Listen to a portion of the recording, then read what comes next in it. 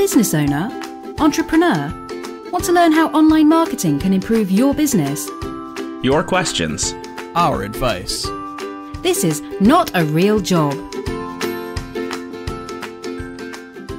All right, so I promised Chris that I would provide something for this week's show since I was not on the last show. Was I on the one before that? I think we did one. Doesn't matter. Definitely on the one before that. Yeah. Okay. Yeah. So the reason why this is different this week, as Chris may have mentioned on last week's show, I don't know. I didn't listen to it. Burn. I know. Burn, probably. Yeah. I've been busy. I've been on the road. Doing what, Leah? We are on our honeymoon. Didn't we get married almost a year ago? You know, before you dive into the expense of international travel, the dollar is bad. Yep. We're Canadian. Y'all Americans have a dollar worth a lot more than ours. Much more. So it makes it was economically questionable decision. So we really wanted to make sure before diving into that this marriage was really going to stick. We didn't want to burn a honeymoon right after a wedding and then get divorced. Yeah. I see. Yeah. I didn't know that was the plan. I think that was the deal. So it's a honeymoon / 1 year of marriage anniversary. So on our actual anniversary, which is sometime next month, who knows for sure. I think it's a high five. We don't have to do anything. I think it's a high five and a bottle of like sparkling wine. Sparkling wine. Like even just like maybe a cheap white wine that we add seltzer to. I believe it's called Spumante. Is it? Okay. Yeah, it retails for like $7 in Canada. Oh, wonderful. Percolate on that. That sounds delicious. So yeah, we're on our honeymoon. Why don't you tell the folks at home where we are? Where are we now? We are currently, it has been an epic journey of delight and wonder. America, kind of beautiful. Who knew? It's all right. Who knew? Yeah. California, they weren't lying with their commercials and the whatnots. Yeah. No, California is definitely a thing. So we kicked this off by celebrating someone else's love with a wedding before we headed on to the road. We decided to make their occasion all about us. It brought back all the wonderful memories of our wedding. We remembered why we got married in the first place. Yeah.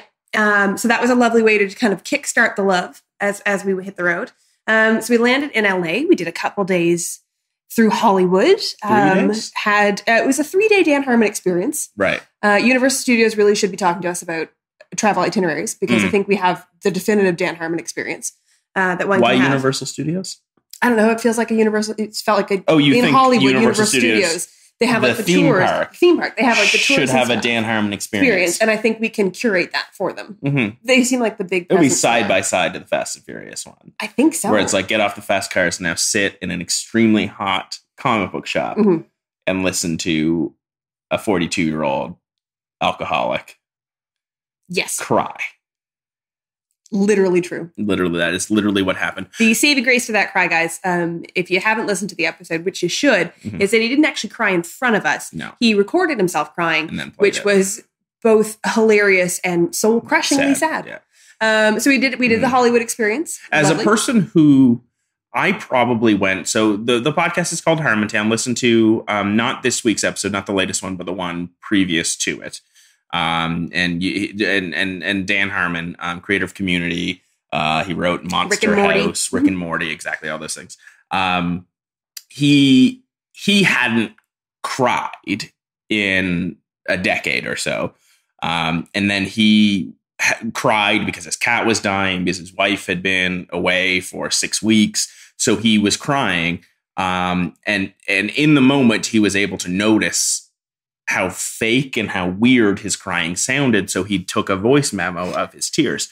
As someone who I would say up until about 4 years ago, I hadn't cried. Now I cry all the time. Very similar sounds. And if I cry all the time, you cry never. I would say annually. Like once a year. Yeah. I literally teared up 25 minutes ago at a Kaiser Permanente. Right, but I went at least a decade because my horrible father had once told me that only, I think he said only sissies and girls cry, something like that. So I really took that up to heart and went a good long time without crying. And then after realizing that my father is just a terrible person, and that's not a thing normal people should say to each other. Oh, definitely not to your kid. No, absolutely not. I would no. I certainly wouldn't recommend that. Anyway, so now that I cry all the time, I think I've gotten to a better rhythm where I know what crying is supposed to sound like. I think I'm getting better. You're definitely getting better. I cried. What was it, like 3 weeks ago? The sounds are less concerning. So anyway, listening to someone else cry definitely was extremely evocative of memories and experiences that I had. So I really recommend listening, if only for that. So we went to a live, taping and recording of Harmontown, which is the podcast. Awesome. And then I knew that this was happening, that they were starting a new show called Harmon Quest, which is just a live taping and recording of playing not Dungeons and Dragons, but a similar RPG. Monsters and Structures, as Aaron McGaffey called it. I knew this was happening, but I didn't know it was happening the week we were in LA, and that tickets were still available. So we ended up going to that, which was a single taping, like a single session, but it was 2 episodes. So we got to see 2 episodes of the taping of what might turn into a TV show. They don't know yet. We might be on TV. We're in the audience. First step into Hollywood. I don't know what everyone's and we were in is. the first or second row in both episodes. So amazing. We might be on the television. And they had a guest for each episode. And who were the guests, Leah? Peretti. Chelsea Peretti was the guest for the second one. She was amazing. It took her a little while to kind of get on board with the whole situation, but once she did, it was fantastic. And Paul F. Tompkins was the guest for the first one, which is fucking spectacular. He was amazing. It was and hilarious. It was too funny. At one point, it was. I did think I was going to pass out a couple times. Try and hold back the snorting and the laughter, because you don't want to be that person on TV. There was already a person hawing a little bit too loudly. So that's essentially all we did. So that was LA was the Harmontown experience. Spectacular hotel, beautiful downtown. Went up into the hills, all around good time. Then we hit the road for a wildly ambitious road trip up to Carmel. How did we end up going so far on one journey? Because I have a spirit of adventure that a, say, 4-year-old planner has, as opposed to any concept of logistics and American highway Because the structures. idea was that we would have a week to get from LA to San Francisco. Did it in a day, guys. But we basically did it in a day. We all but 1.5 hours, I believe, of the journey we burned through in one day. But you know what? Epic road trip. It was epic. Big Sur was beautiful. Amazing. Didn't really expect to go through it. But here we were. Yep. Saw it both night and day because we had to go back the next day to fully appreciate what happened because half of it was driven through in the pitch of black. But incredible. Carmel, beautiful sleepy town. The pitch of black? I'm sticking with it. Okay. Sorry, go on. Beautiful Carmel. Lovely town. Real big on Clint Eastwood. But some lovely vineyards. He was mayor. Yeah. Has a ranch. Seems cool. They really try to paint him as just your average Joe, which is fascinating because it's Clint Eastwood. But beautiful, beautiful town. Did some lovely wine tasting. Saw some incredibly expensive antique stores. And I'm a sucker for an antique store, guys. Love them to pieces. So did Carmel for a few days. Hopped out 17-mile drive. Got to see the famed Pebble Beach. Beautiful. We saw some... I did some unspeakable things in the bathroom at Pebble Beach. Oof, yeah. I had a bad day. I had some dairy. And some meat. And accidentally some meat. And as a vegetarian who tries to avoid dairy, consuming both those things made for a really trialsome day, I would say. But the bathrooms at Pebble Beach were just delightful, and I recommend them. If you're distressed on a road trip, look for a golf course. I recommend it. Look for a clubhouse. Just beautiful. Just beautiful. Saw some sea elephants, as I like to call them. Other people call them just seals. Elephant seals that Leah continued to refer to as sea elephants the whole day. Not as a goof. No, guys, not as a goof. genuinely. Just can't form nouns. But what you were actually, I think I was going for more of a sea cow, which is another name for a manatee. Yeah. But those I don't think are on the Californian coast. I think those are more in Florida. I think so. But fun fact, Florida, California, very similar vibe. It's palm trees and just freaking hot. Which is an extreme compliment to Florida and a terrible insult to California. Just a smack. But you know what? I am going to insult California because we have landed in beautiful San Francisco. It's not. Where I was told. It's not supposed to be like this. Just be prepared for some fog. It's usually every cooler. guide said no matter what season you go, bring a light jacket. I have a sweater packed in our bag. And guys, it was 100 degrees. 100 degrees. 100 like that. That's not like an exaggeration. Like, oh my God, we were like a million miles. It was literally 100 degrees on the thermostat.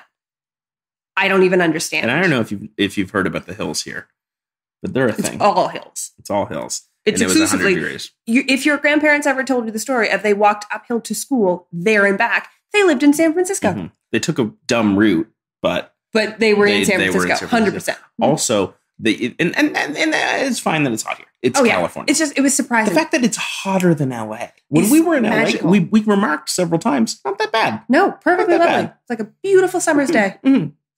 I mean, I sweat a disgusting amount, but that happens everywhere. That happens at home in the winter. I became a sweaty monster of this one. Leah sweat just disgustingly. Honestly, this whole honeymoon thing. Guys, this is why you want to be married for a year before your honeymoon, because when you land in San Francisco and it's 100 degrees, you're going to see each other and it's just not good. Also, just being together for 14 days straight, being the only other person you communicate with 24 hours a day, it is a good idea to be married for a year before you dive into this one. Oh my God, could you imagine? And we... Oh no, if we were still learning about each other and each other's quirks. We had been together for 5 years before we got married. There are people who just get married, who have only been dating. They get married and then they go off on a honeymoon where they're stuck together. Idea. Does that work? Is that why the divorce rate's so high? I have no idea. It feels like a crash course, and I don't think we're going to get divorced because I don't think things could get worse from here. Oh no, we're delightful. But also, what's going to happen? I went into the kitchen and you followed me because we haven't been separated for 8 days now, guys. 8 days. We struck up a conversation, and neither of us really like to talk to strangers. It's a thing. Oh no! And we struck up a conversation with the most delightful woman outside the Westin in San Jose. She was so weird. She was charming and delightful and struck up a conversation with us. But please don't be misguided into think that we would strike up conversations. She was racist, but it was about the race that her husband is. So and it seems specific to him and not the race in general. No, and I'm also not really sure. You may have missed the comment. Oh, then I missed the comment. I'll fill you in later. He's an athlete. He was hungry, and he was not being nice because he was, quote unquote, hangry, which I believe is a Snickers commercial. No, hangry is a thing. But I also think with the athletes and it's a whole personality change, she seemed to be going for the whole quit. I see. Oh, she was referencing a Snickers commercial. That's what you're getting at. Yes. I think that was the play. That says more or less all we need to say. But her car was also lost in the labyrinth of valet parking. Took a long time to get there. Much like ours was. I don't know how you lose a baby blue Beetle. Yeah, talk a little bit about the car. We have day one rental. Went for the whole California coast, convertible, jam. Landed, have a lot of suitcases because we're on the road for and the kind of the story that you can spot the tourists in LA because they're the only ones with convertibles, I think was absolutely true. Super it's accurate. too hot for a convertible. Way too hot. You definitely want that roof. I had to buy a hat. So we're touring along. So we get ourselves a lovely Chrysler Welcome 200. to America Chrysler. But it's a terrible car. It's a bad I had vehicle. very few opinions on vehicles, other than I love my car at home. I have owned. This is the only car I've ever owned, and I am now diehard on German engineering, guys. Leah owns a Mini. This is it's the way a great to do car. this. It's the best car in the world. I adore my car, and so we get this Chrysler, and it is a beautiful reddish. It managed to be extremely long, but without any space. Yeah, no for space. Passengers or luggage. I don't know what. But we were like, let's do was this. Necessary we're for all adorable, that space, and we're going to make this happen. Day one. Beautiful burgundy. Blew that tire day one. Well, we didn't blow. Okay, first of all, not day one. Second, we didn't blow the tire. Okay. Within 24 hours. 48. Within 24 hours. Maybe within 24 we had managed to get a razor blade stuck in the tire. Yay, Venice Beach. Presumably the razor blade was on the ground and we rolled over. Yeah, we didn't just walk up and slash it ourselves. We were trying to shave the tire. And got Canadian it wedged. tradition. Yeah, you have to shave the tires. That's how you get cars. winter tires into summer tires. Exactly. We weren't sure the dealership had done this. They seemed a little bit questionable. So we took it back. They seemed absolutely perplexed that we would be like, before this tire has actual. They were very upset we didn't have the contract with us. We're like, it's in the hotel room. We came right here. Like there's a razor blade. You can see it. It's a giant wedge of metal in a tire. That can't be safe for anybody. And they're like, so you brought it back. Like perplexing experience. Joel, in his ever charming way, won over everybody. I did win everyone over. Just fantastic. Moved a few products as the marketer can do. And I sold a bunch of people. Fujifilm, if you're out there. You're welcome. People, while we were talking to them, were on the Amazon app on their phone buying your Instax 300 wide camera because of my sales we're pitch. that good. I took photos of everyone who worked at the dealership, gave them to them. They were so happy. We got a bunch of group shots, even though each photo cost like $3 because film's crazy expensive. But yeah, they helped us out. We didn't need to bring our contract back, and they gave us a much, much better car. So we are rolling in a baby blue Volkswagen Beetle convertible, and she is a gem. An Beautiful absolute car. Gem. Drives so great. Much pep, so much fun. Big Sur turns along the number 1 Pacific Coast Highway. Absolutely hilariously fun to drive in. I don't know if the Chrysler actually could have survived that. We're becoming the accidental car podcast here, but your Volkswagen Beetles, I was never sure about them. Had a family had a Beetle growing up. We had a cherry red 60s Beetle, and it was delightful. Finicky as all heck. But this one was absolutely a pleasure to drive and has been fun in other cities. I'm very sad that we're returning it tomorrow. I know. It's been fun in other cities because it's small and easy to work and silent and good on gas. But back to the Instamax camera, official camera of the honeymoon, guys. We are sitting next to a stack of Polaroid film. So much fun. So much fun to be able to play with as we go along. I'm not going to get into why would you take film. Like if you're just going to take photos of the instant photos to put on Instagram because it looks cool. Because that's fun. But these are going to go immediately onto the fridge when we get home and into little picture frames. And my adorable 92-year-old grandmother traveled with my grandfather way back in the day to San Francisco. They were big travelers. And she has, from the early 60s, this little stack of postcards where you tear off a postcard and it leaves you with a little tab that tells you the scenic moment in San Francisco. And then you mail your postcard back to someone. And our plan is to recreate all of these photos using the Polaroid. I say as many as we can. Possible. Several of them feel like you have to actually have a helicopter tour, which feels a little challenging for us at this moment. Or be in the 60s. Well, that too. But I think the fun is that we'll get to do the current. This is what it looks like in 2015. Here's where we are. And then we're going to send the Polaroid and the postcard back to my grandma in Canada because she's adorable and I love her to pieces. And I think she'll really like this. And she loves Joel. Oh my goodness. If Joel sends her anything in the mail, it's going to be the end of life. Awesome. Well, there we go. That's our honeymoon update. That's why I haven't been on the podcast. But I think this is probably better than my usual contribution anyway, because Leah was on it and everyone likes her more than me. Anyway. Chris, say goodbye hope to you're everyone. doing well. Gear picks, the camera. Oh, yeah. I'll put the camera in a gear pick. That's a great idea, Leah. That's easy enough. And Chris, I would like to officially have on the record, thank you for your gear pick suggested to me last time I was looking for the all-purpose shoe. I have found it. It is a Colehan loafer, and it is to die for. Now, Lindsay recommended Toms. Are you saying that her recommendation was worse? Already have those. She's going to hear this. Oh, Lindsay, already have the Toms. Broke those in a while ago. Oh, my goodness. Life-changing. Love. I like that they can get washed. I love that they can just go in the washing machine. So delightful. The Colehan is it's more of a loafer. It's got a nice leather inside. It's super fancy, and it's taking me from street to dinner. That sounded awful. A little bit. From daytime to evening. Okay. Might be the better way to put that.